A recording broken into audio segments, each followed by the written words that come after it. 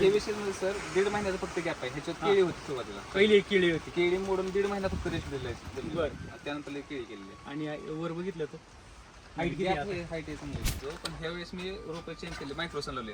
रोप येतानाच एवढं आलेलं आहे. म्हणजे अगदी छोट रोप होतं. एकदम छोटं. म्हणजे माणसं म्हणायचे रोप घेतलेच कशाला. म्हणजे जे रोप घ्यायसारखं नव्हतं हा हा ते आज रोप पायीसारखं झालेलं आहे. ते रोप आल्यानंतर आणि गॅप पानाची साईज पहा काय आपण जे म्हणतो गॅप आम पानात अंतर एवढं असतं. एवढं पाण्याला अंतर. खर्चाचा विषय बोलायचं सर, ह्याच्या अगोदर मी त्याला बेस होतो 40-50 हजार रुपये जायचे मला त्याला एकराला. हा एकराला. बरं, आता? 1-1.5 एकर असं मला काय केलेला. पण आता साधारणतः माझा 25,000 रुपये आता झाले एवढाच खर्च.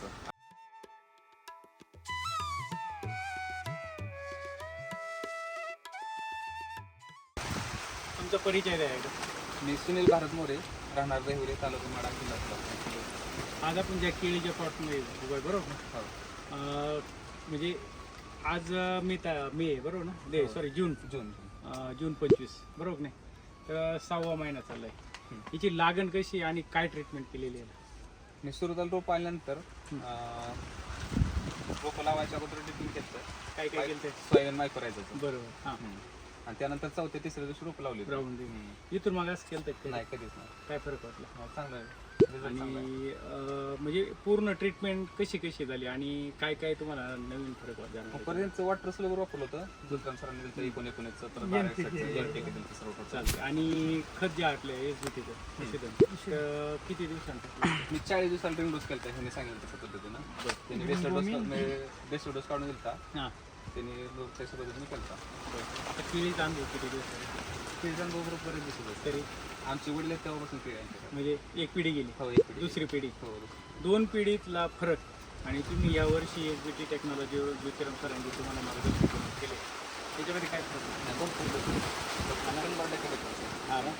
आणि हे विषय म्हणजे सर 1.5 महिन्याचा फक्त गॅप आहे. ह्याच्यात केळी होती सुरुवातीला. पहिली एक केळी होती. केळी मोडून 1.5 महिना फक्त रेस्ट दिलेला आहे. बरं. त्यानंतर लई केळी केलेली आहे. आणि वर बघितलं तर हाईट किती हाईट आहे? आहे समजायचं. आज सकाळी आम्ही केळी बघितली आहे आता श्रीगोंदा तालुक्यात.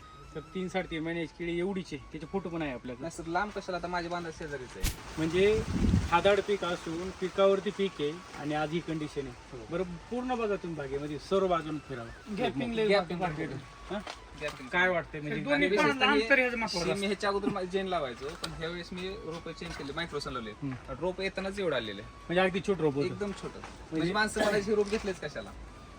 म्हणजे जे रोप घ्यायसारखं नव्हतं हा ते आज रोप पायीसारखं झालेलं आहे. ते रोप आल्यानंतर ज्योतिराम सरांना माहिती आहे कंडिशन कशी रोप. आणि गॅप पानाची साईज पहा काय आपण जे म्हणतो गॅप आम पानात अंतर एवढं असतं. एवढं पाण्याला अंतर. विशेषतः मी ह्या वर्षी ती काय कुंडी लागून मग कोणता औषध असतं बेसनमध्ये?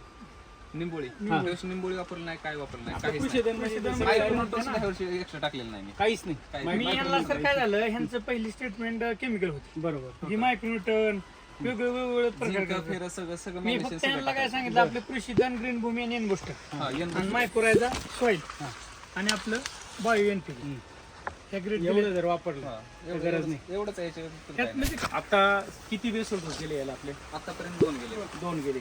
तर 2 बेसोल्ट डोस आणि इथून मागचे आता तुमचं 2 दुसरी पिढी बरोबर नाही? तर ह्या 2 पिढीमधला म्हणजे आता एकदम खर्चाचा हिशोब जर धरला तर किती फरक वाटतो तुम्हाला? खर्चाचा विषय बोलायचं सर, ह्याच्या अगोदर मी त्याला बेस होतो 40-50 हजार रुपये जायचे मला त्याला एकराला. हा एकराला. बरं. 1-1.5 एकर असं मला काय केलेला. पण आता साधारणतः माझा 25,000 रुपये आता झाले एवढाच खर्च. आणि दुसरं असं म्हणजे 30,000 रुपये होऊन जातो. म्हणजे 10-20 हजार रुपये माझं जवळ 40% रक्कम वाचली. आणि रिझल्ट तर टॉप आहे. आणि कुणी म्हणणार नाही सर ही 5 महिन्याची किंवा 5.5 महिन्याची केळी बरोबर नाही? केळी येणं हे एक चमत्कारच म्हणावं लागेल तसं बरोबर नाही? तर लावतच नाही, येऊ शकत नाही असं म्हणणं आहे सगळ्यांचं. तुमच्या काय झाड असेल सगळ्यांचं म्हणणं आहे की येऊ शकत नाही केळी. आणि लय जणांनी केलं सक्सेस झालं नाही. आणि हे मी फर्स्ट टाइम केलंय म्हणजे पहिल्यांदा आमच्या ह्याच्यात मी पहिल्यांदाच केली. त्यांनी मला विचारलं अगोदर करून काय होईल मी मला बिनधास्त करा, काय अडचण नाही. त्याच्यानंतर आधीच्या आधी आमचं कंटिन्यू महिनाभर फोन चालायचं. बरं. तुम्ही सारखं असं होईल का नाही, काय होईल त्यांच्याकडून लोक घेतले परत. बरं. होईल म्हटलं बिंदास करा, मी सांगतो तसं करा, तसं करून आले. मग आता त्यांनी दिलेलं मार्गदर्शन किंवा जे काही तुम्हाला हे दिला सल्ला दिला काय वाटतं? 100% रिझल्ट म्हणजे 100% तुम्ही सक्सेस? हो 100% बरोबर नाही? हो.